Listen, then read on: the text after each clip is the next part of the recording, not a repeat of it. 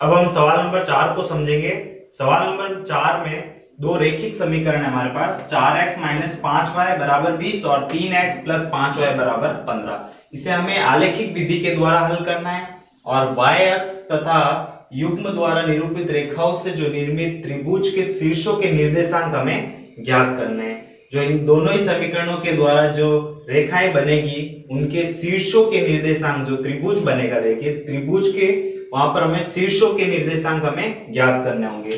अब यहाँ पर सबसे पहले हमें क्या करना होगा, ये जो हमारा x और y दो चर है, यहाँ पर एक चर को हम लेफ्ट में रखेंगे और बाकी राइट में हम पक्षांतर करेंगे।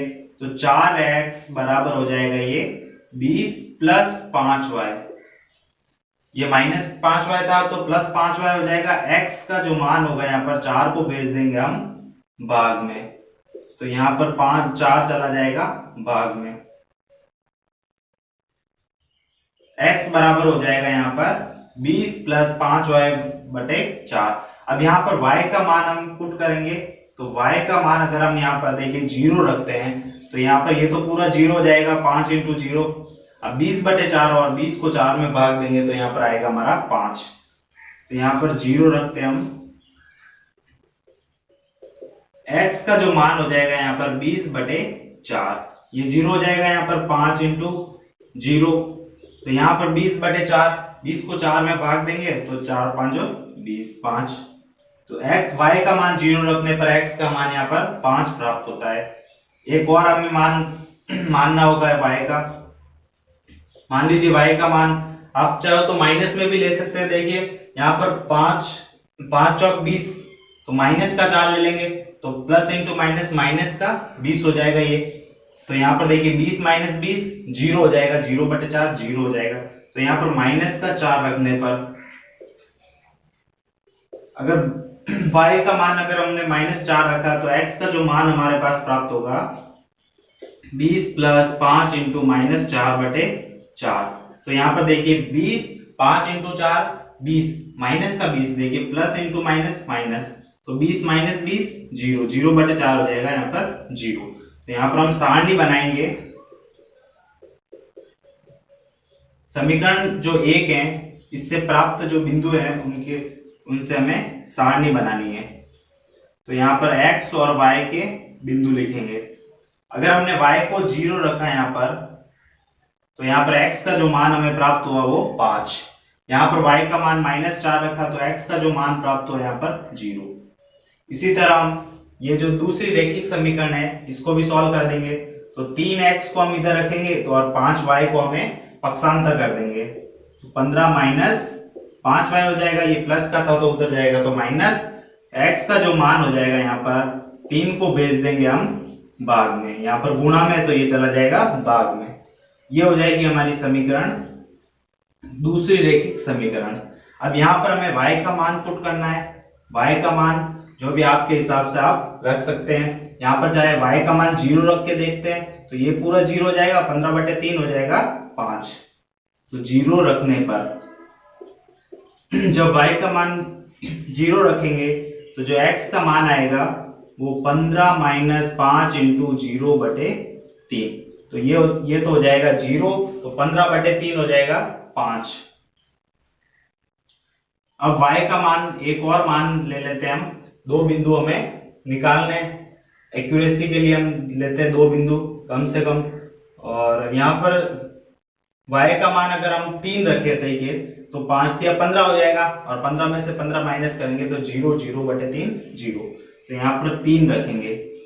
अगर y का मान अगर हम 3 रखे तो यहाँ पर x का जो मान हमें प्राप्त होगा वो हो जाएगा 15 माइनस 5 इंटू 3 बटे 3।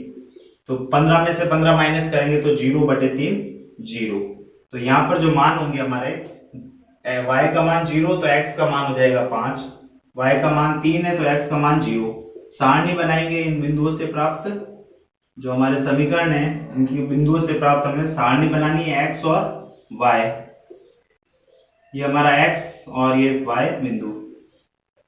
y का मान 0 रखा तो x का मान हमें 5 प्राप्त होता है, तो 5। y का मान हमने 3 रखा तो यहाँ पर x का मान 0 प्राप्त होता है।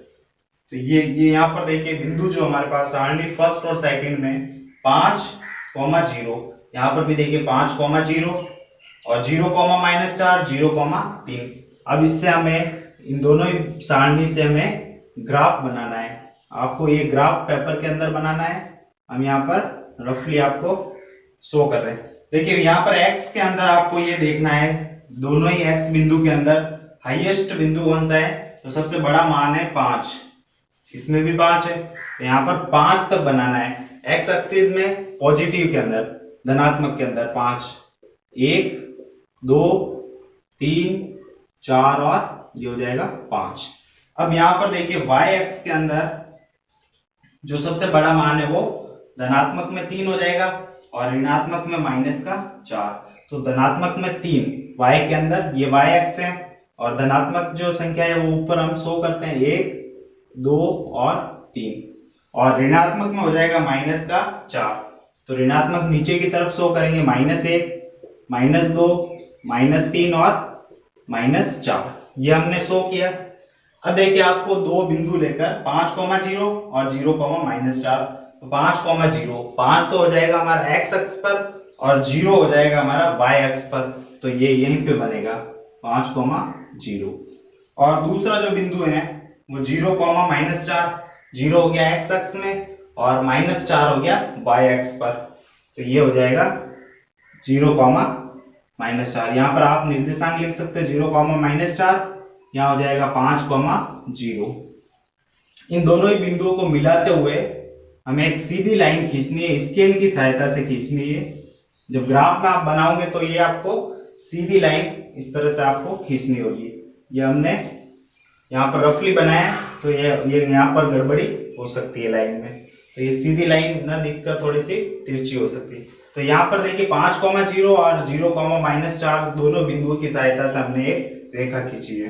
दूसरा 5,0 यही बिंदु है 5,0 और 0,3, 0 हो गया x में और y में हो जाएगा 3, तो ये हो जाएगा 0,3। अब इन दोनों ही बिंदुओं की सहायता से हम रेखा खींचेंगे, सीधी रेखा खींचेंगे स्केल की सहायता से। तो यहाँ पर आप देख सकते हो कि ये दोनों ही ये जो बिंदु हैं, यहाँ पर 5,0, 0,-4 और 0,3, यहाँ पर देखिए त्रिभुज के फॉर्म में बन रहा है, ये त्रिभुज बन रहा है। तो यहाँ पर हमें A पॉइंट मानना है, यहाँ B मान लेते हैं, यहाँ पर C मान लेते हैं। तो ये जो त्रिभुज के शीर्ष हैं इनके हमें निर्देशांक ज्ञात करने, त्रिभुज के शीर्षों के निर्देशांक हमें ज्ञात करने। तो आप देख सकते हो जो निर्देशांक है यहाँ पर, एक तो 5,0, यहाँ पर 0,-4 और 0,3। तो यहाँ हम ग्राफ से स्पष्ट हैं, यहाँ पर लिखेंगे हम उपरोक्त ग्राफ से स्पष्ट है उपरोक्त ग्राफ से स्पष्ट है कि त्रिभुज के शीर्षों के निर्देशांक जो हैं, त्रिभुज के शीर्षों के निर्देशांक यहां हो जाएंगे हमारे क्रमशः,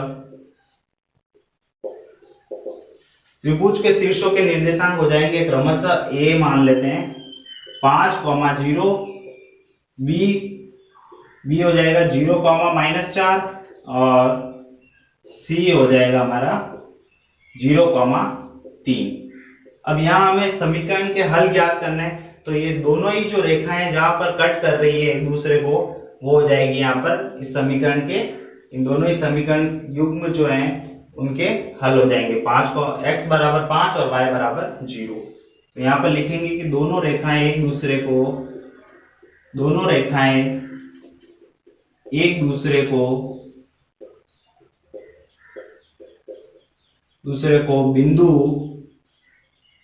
बिंदु 5,0 पर काटती हैं, 5,0 पर काटती हैं।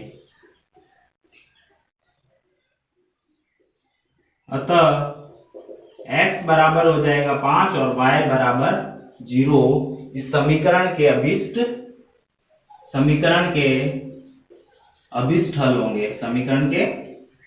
अभिष्ट हल होंगे,